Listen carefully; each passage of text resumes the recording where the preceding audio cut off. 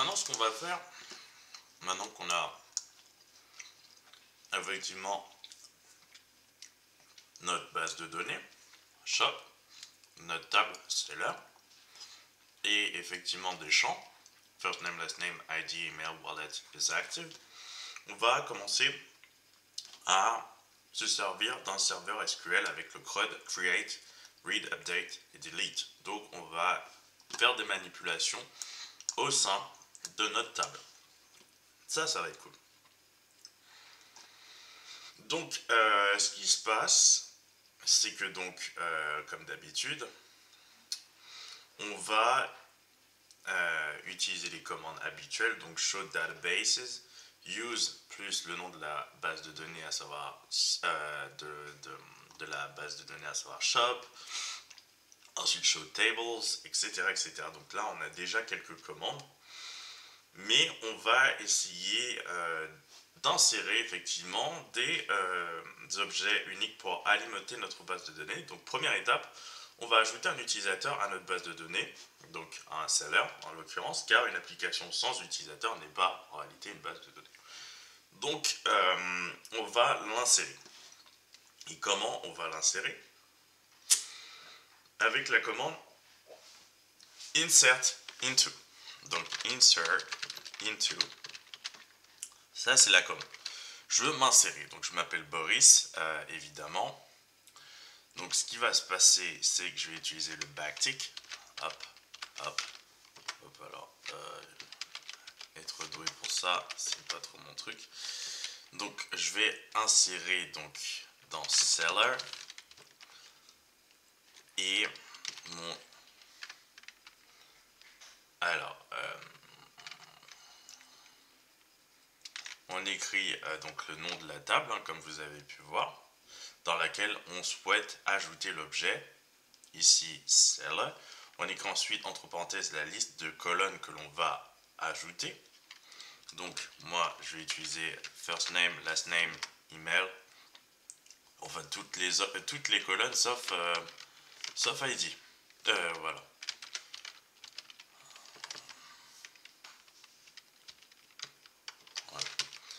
Donc first name,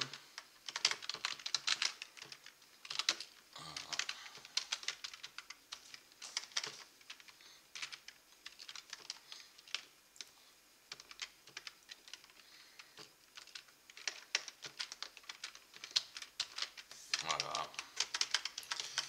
Moi je suis pas très doué pour les backticks, alors, et j'ai mal écrit first name, last name, virgule,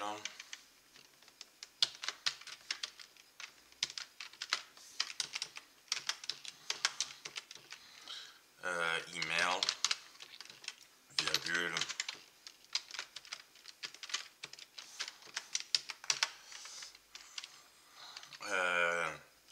et wallet, et enfin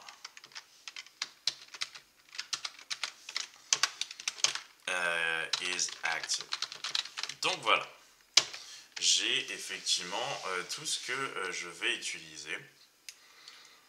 Ça c'est fait et je vais continuer avec les valeurs que je veux donner à ces champs.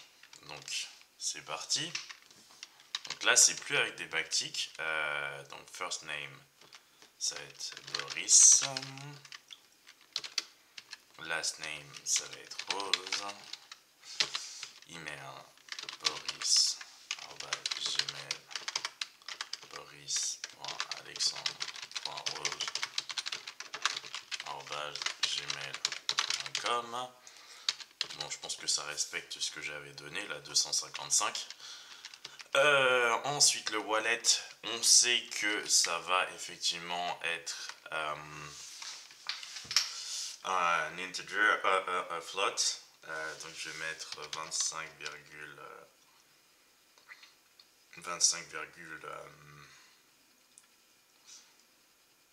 je sais pas, je vais lui mettre 25 € tout court, enfin 25,5. Allez, ensuite là je vais mettre true. De toute façon il y a une valeur par défaut, je suis même pas obligé de la remplir. Donc voilà. Et je finis avec un point virgule. Alors, column count doesn't match value count at row 1. Alors,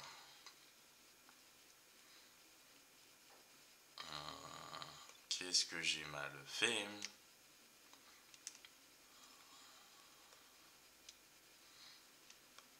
Alors,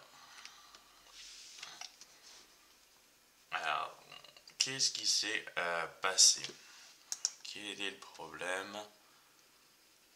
First name, je viens d'écrire last name, email, wallet is active, value. Alors, est-ce que j'aurais dû mettre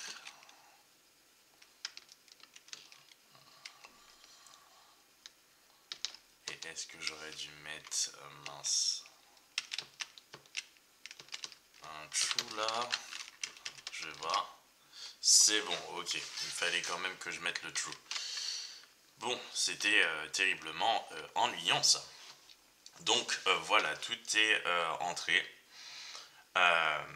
Tout est entré, donc on peut effectivement insérer plusieurs objets à la fois, hein. C'est-à-dire que là, on recommence avec ça, donc on dit qu'on veut insérer des informations à ce niveau-là, et pour les values, on peut effectivement en ajouter beaucoup plus, mais là on met value, et à la ligne, par exemple, là ce sera Julie, hop, Rose, hop, email julie @gmail.com. Ensuite, wallet, ça va être 100. Ensuite, is active, ça va être true. Donc ça c'est fait. Ensuite, on met une virgule. On va, alors, est-ce que j'ai mis toutes les informations first name, hop, hop, hop, c'est bon, j'ai rien oublié. On va à la ligne, on en crée un autre, Damien, virgule, Dupont, virgule, Damien, @gmail.com, virgule, on va mettre 200 pour les crescendo, on met true. Et effectivement, là, il n'y en aura plus d'autres. On a terminé. Et là, c'est fait. Duplicate 0, warnings 0. Donc, c'est assez simple. C'est assez simple. Donc, ensuite, évidemment, l'idée, c'est de pouvoir effectivement voir ce qu'il y a à l'intérieur.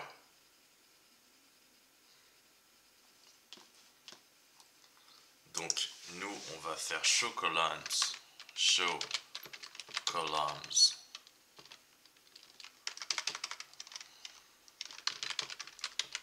from, et puis seller,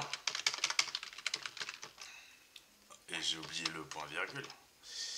Et donc ça, c'est toujours comme d'habitude, hein, effectivement, ça ne change pas.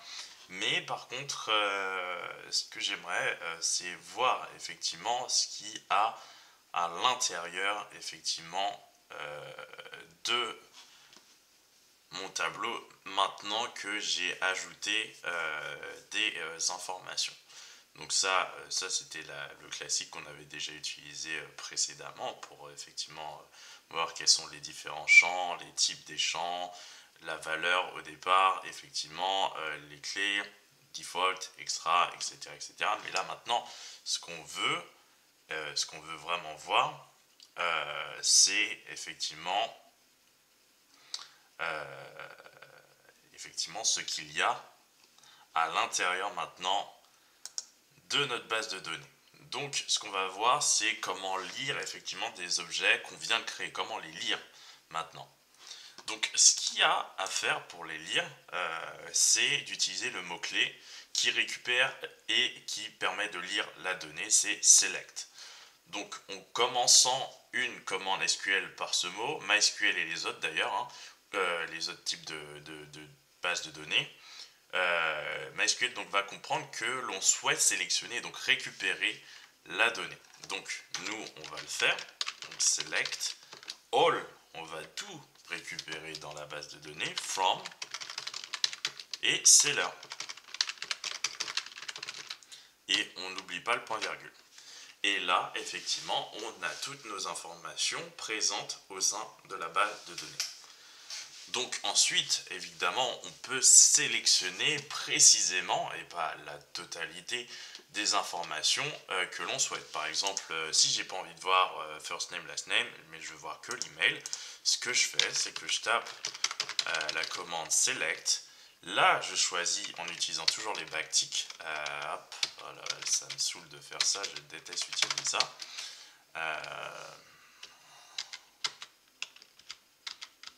Voilà, ok. Donc, je veux sélectionner juste l'email. L'email. Hop, from seller. Et évidemment, j'ai oublié le point virgule. Et voilà, je récupère que les adresses email qui sont contenues dans ce tableau. Donc ça c'est super cool. Ensuite je peux ne récupérer que ça et ça, quelque chose. Donc là, ce que je fais c'est que je mets une virgule, backtick, et là je vais mettre que je veux récupérer is active aussi. Hop. From seller. Et virgule, hop. Et là, je récupère. Donc, ils sont avec le 1, ça veut dire qu'ils sont actifs. Donc là, c'était assez simple aussi. On peut utiliser, donc comme vous l'avez vu, certaines astuces pour aller plus vite. C'est-à-dire que, par exemple, comme vous pouvez ou ne pouvez pas le voir, c'est que je peux remonter dans le temps avec la flèche du haut dans le clavier, effectivement. Et je peux effectivement auto-compléter également. Par exemple, si j'écris alors là, c'est pas le cas, select all from, et là, imaginons que j'écrive cell. Bon, là, ça fonctionne pas.